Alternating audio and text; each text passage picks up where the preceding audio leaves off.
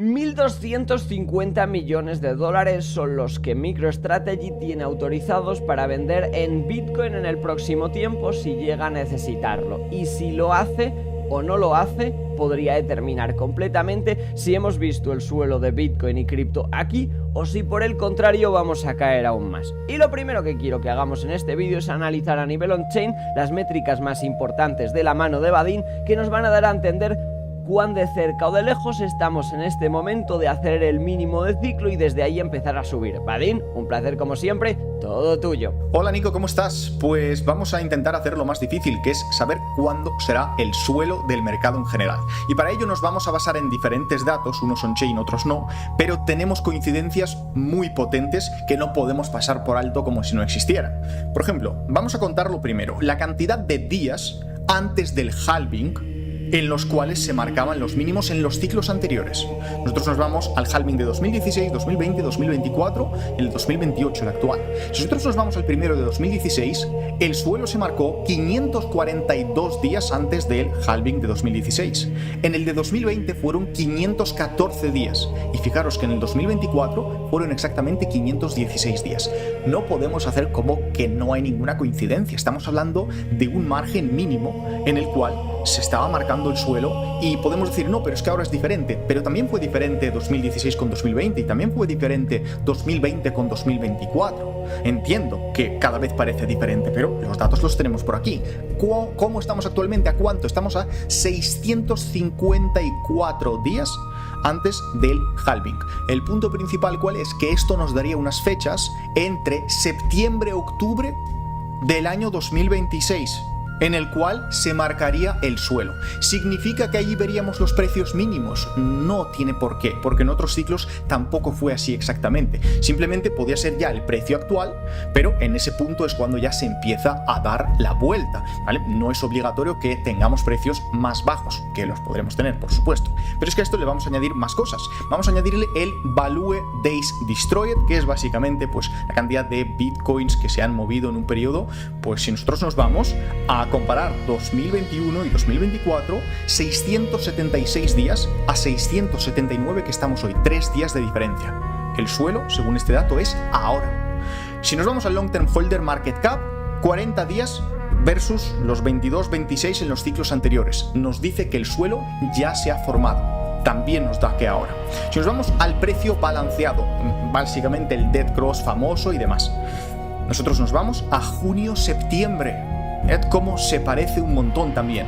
Long Term Holder Spend Price, básicamente pues la cantidad de días que los tenedores a largo plazo están en pérdidas, ¿qué nos da? Julio-septiembre. Si nos vamos al Realized Price Ratio de los 6 meses a 10 años, básicamente las monedas pues que se consideran activas de los tenedores a largo plazo, sin irnos a esas que podrían estar perdidas, nos da también para julio-agosto. Y si nosotros nos vamos a hacer un resumen, 2 métricas nos dicen que ahora, 3 nos dicen que de junio a septiembre, y el halving cycle, que es esto que hemos visto al principio, nos da de septiembre a octubre. ¿Dónde está la mayor concentración? Entre junio a agosto del 2026. Es decir, según la mayoría de los datos, estamos en esa formación de suelo ya mismo. Vadim, muchísimas gracias. La verdad, muy esclarecedor tu análisis y decirte que me he quedado con ganas de seguir escuchándote y ver un poquito más.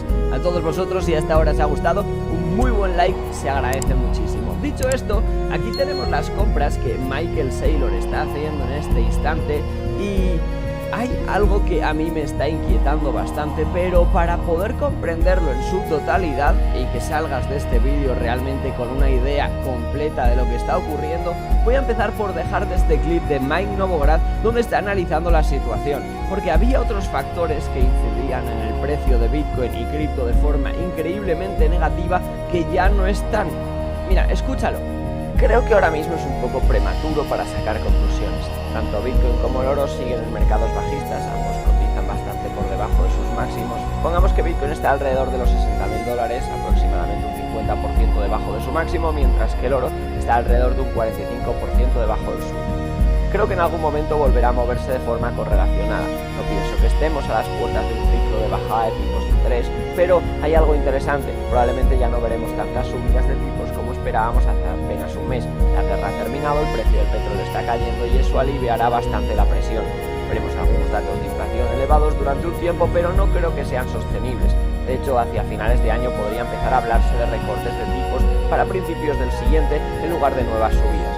Todavía no es el discurso dominante, pero ya estamos viendo señales. Christine Lagarde, por ejemplo, ha rebajado bastante el tono en Europa. La gente pensaba que tendría que subir los tipos otros 50 puntos básicos y ese escenario ahora parece mucho menos probable.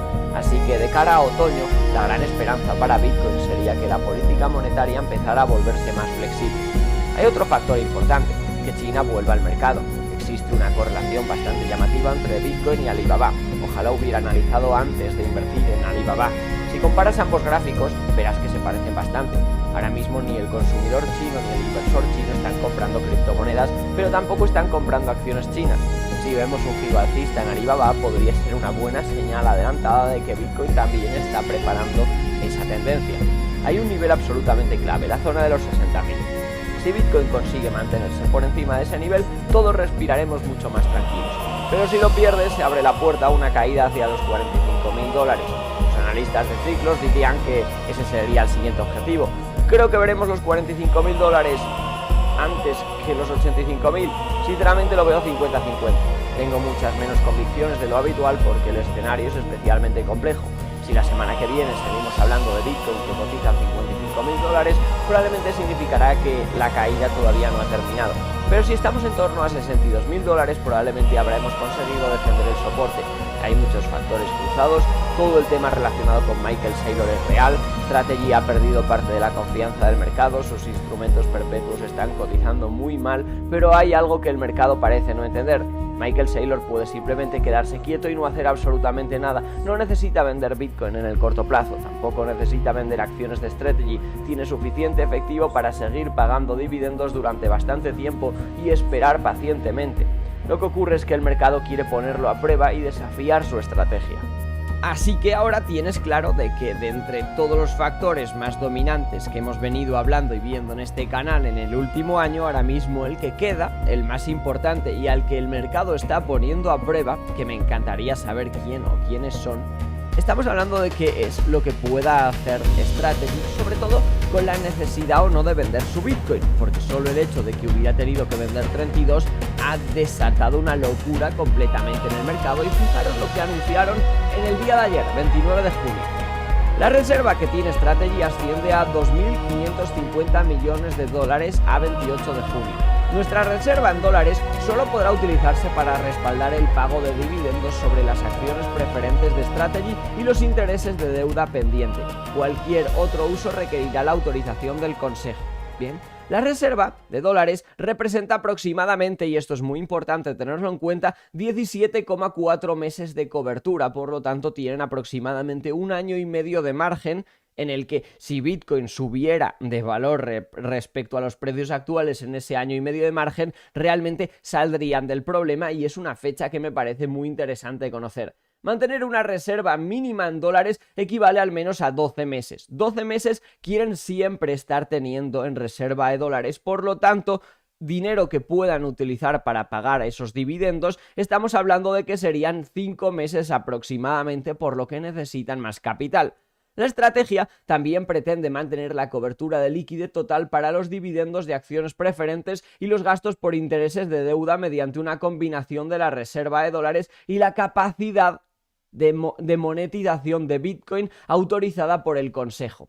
Ahora mismo, MicroStrategy tiene un producto que se llama STRC, el cual personalmente algo comprendo, pero es un producto bastante complejo. Ahora veremos una explicación más detallada, el cual se supone que debe siempre valer entre $99 y $100 y desde hace ya un par de semanas ha perdido la cifra donde supuestamente debería estar para ser un producto rentable. Por lo tanto, una vez que ha llegado a la zona de los $70, perdiendo casi un 30% de su valor nominal, lo que ha ocurrido aquí es que han anunciado que van a subir su rendimiento, el rendimiento que se paga por tener esta acción preferente.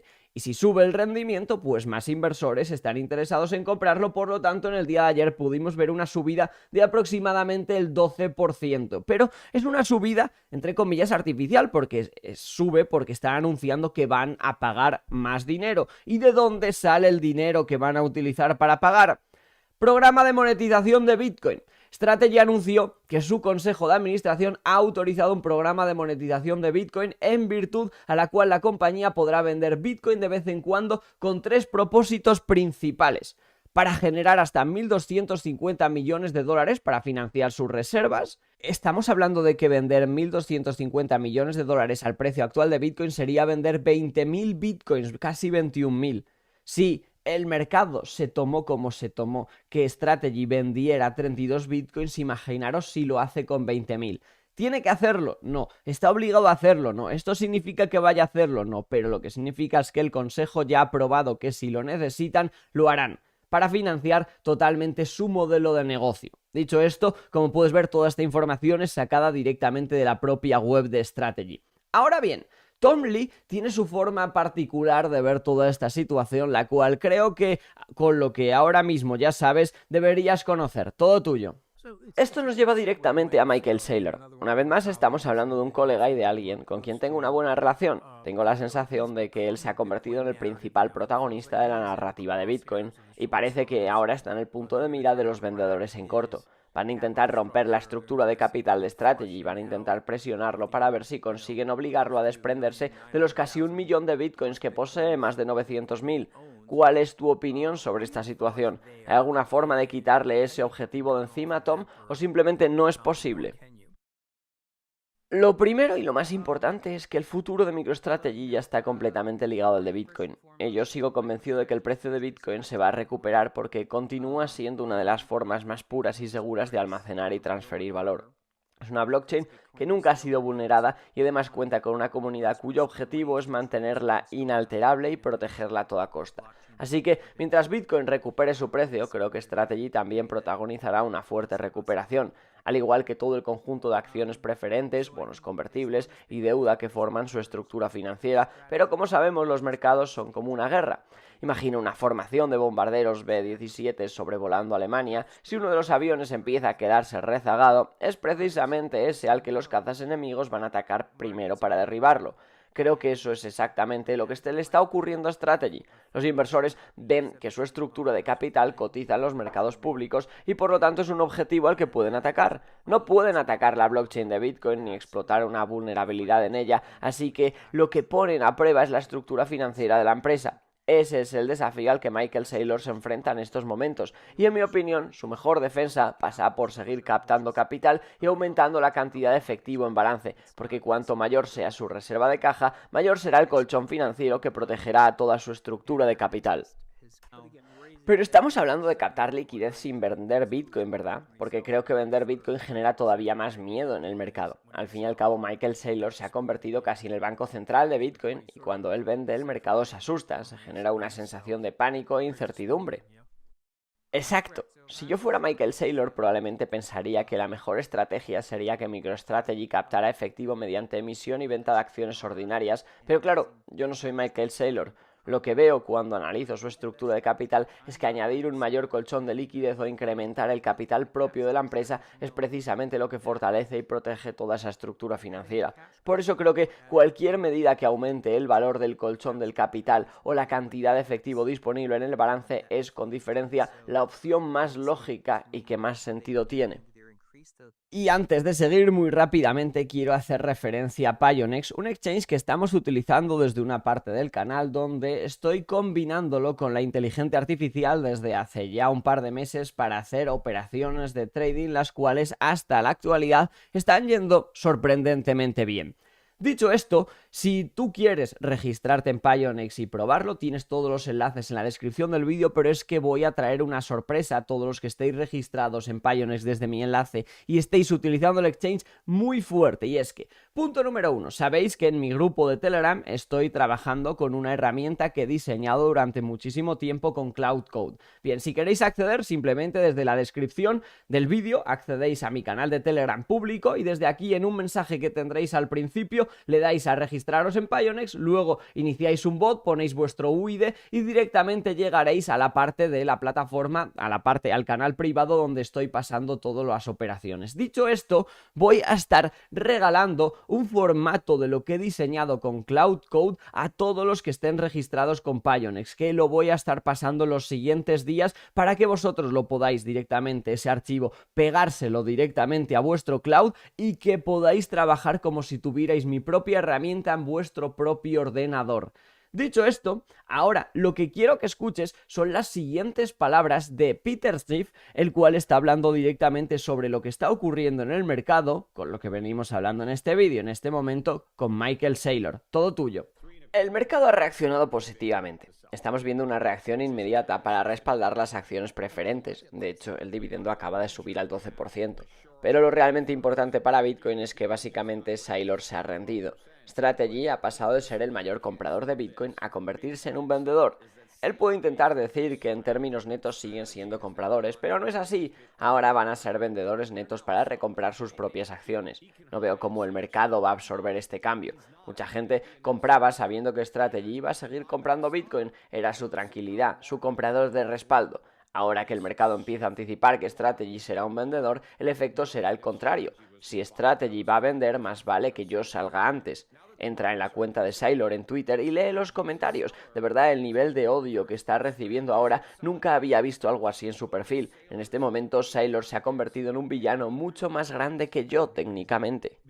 Y algo que mientras preparaba el vídeo cada vez me quedaba más y más claro es que la industria entera está teniendo claro ahora mismo dónde está el problema y claro dónde los, entre comillas, atacantes están fulminando a cripto. Porque de empezar a vender, pensad, si miramos los ETFs tenemos presión de venta. Si miramos ahora Strategy estamos empezando, no tienen presión de venta real, pero sí presión de venta posible y eso obviamente está haciendo que el precio esté sufriendo muchísimo. Y voy a ser completamente sincero. He intentado entender el producto de STRC en varias ocasiones, pero no creo que lo comprenda del todo, así que no me considero la persona más cualificada para hacer un análisis profundo. Mi impresión es que muchos de estos productos financieros son excesivamente complejos, están sobreingenierizados y suelen apoyarse en varios niveles de apalancamiento y estructuras bastante sofisticadas. Cuando un producto se vuelve tan complejo, llega un punto en el que es muy difícil entender realmente cómo funciona. Algunas partes se convierten prácticamente en una caja negra. Michael Saylor es obviamente una persona extremadamente inteligente y domina muy bien el funcionamiento de las empresas cotizadas, los bonos senior y toda esa ingeniería financiera. Un terreno que sinceramente yo no conozco en profundidad. Siempre he sido más un emprendedor centrado en la tecnología, por eso no puedo opinar demasiado sobre el producto en sí, aunque sí creo que hay varios factores importantes en juego. Mi sensación es que el producto puede ser demasiado complejo y si yo no consigo entenderlo, no digo que sea un genio, pero tampoco creo que soy alguien incapaz. Eso me hace pensar que probablemente haya mucha más gente que tampoco termina de comprenderlo. También está el componente de percepción del mercado. El mercado tiende a convertir a Michael Saylor en un héroe o en un villano, y la realidad probablemente esté en algún punto intermedio. De hecho, si tengo que inclinarme hacia algún lado, diría que está bastante más cerca del héroe que del villano. No creo que tenga malas intenciones en absoluto. Además, el mercado reaccionó de forma completamente exagerada cuando su empresa vendió apenas 32 bitcoins. Seamos realistas, tiene que pagar dividendos, en algún momento va a tener que vender algo de bitcoin. Estamos hablando de una empresa que posee cerca de 1 millón de bitcoins y vendieron únicamente 32. Sin embargo, el mercado reaccionó con fuerza y mucha gente empezó a culparlo. Puede que fuera una simple coincidencia, puede que actuara como detonante, pero en cualquier caso creo que las críticas fueron excesivas. Deberíamos darle un poco de margen. Ahora bien, desde el punto de vista del producto STRC, sigo sin entender completamente cómo está estructurado el apalancamiento, así que tampoco puedo hacer una valoración demasiado precisa. Lo que sí me parece realmente interesante es que haya utilizado Bitcoin como activo subyacente para construir instrumentos financieros muy complejos. Y la tesis de fondo tiene bastante sentido. Bitcoin tiene un enorme valor precisamente porque es descentralizado, y para crear nuevos Bitcoins hay que aportar trabajo real a la red, y todo el sistema funciona de manera completamente descentralizada. Es un activo para que una persona lo mantenga en la cartera.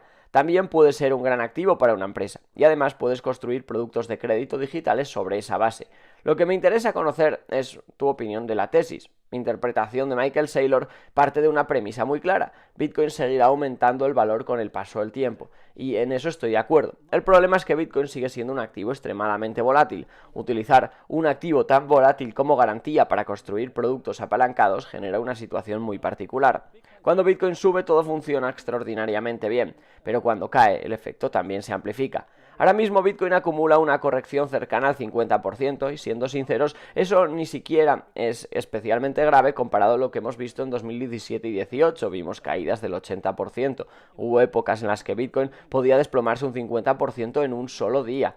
A largo plazo, la tendencia es claramente alcista, pero el camino está lleno de movimientos muy violentos. Por eso tengo dudas de que Bitcoin sea el mejor activo para utilizar como garantía en productos financieros altamente apalancados. Aunque, insisto, esa solo es mi opinión basada en el conocimiento limitado que tengo sobre cómo Michael Saylor ha diseñado ese TRC.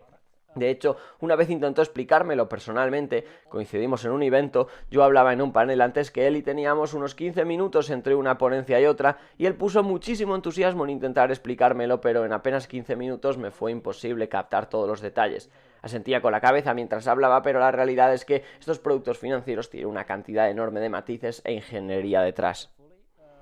Ahora mismo, estos precisamente son los momentos en los que se marca un suelo o se marca un mínimo y de repente, creedme, el mercado bajista, una vez termine, no va a venir a avisarte, no va a venir a decirte absolutamente nada. Oye, recibirás una llamada de Mike Novogratz diciéndote: hey, a final, no va a ser así. De repente un día, después de que ya hemos hecho el mínimo y de que el mercado ha lateralizado y aburrido, de repente un día empieza a subir y la mayoría de la gente todavía piensa que va a seguir bajando y las cosas han terminado. Pero lo bueno que tiene es que tú hoy, ahora mismo, estás aquí, y si consigues en el activo que estés holdeando, XRP, Bitcoin, XLM, Ethereum, el que sea, si consigues aguantar, seguir aprendiendo y aguantar, estás en el mejor momento. Estás en el mejor momento con diferencia. Mirad, ¿sabéis la cantidad de gente que entró con Bitcoin por encima de los $100.000 y hubieran deseado poder estar en todo el tiempo en el que Bitcoin estuvo lateralizando entre los 18.000 y los 30.000? Lo hubieran firmado. Y ahora mismo tú estás en ese punto. De aquí a un año, a 6 meses, a un año y medio, Bitcoin, XRP y cripto tendrán precios realmente diferentes y entrará gente que habría pagado muchísimo por poder estar hoy, aquí y ahora.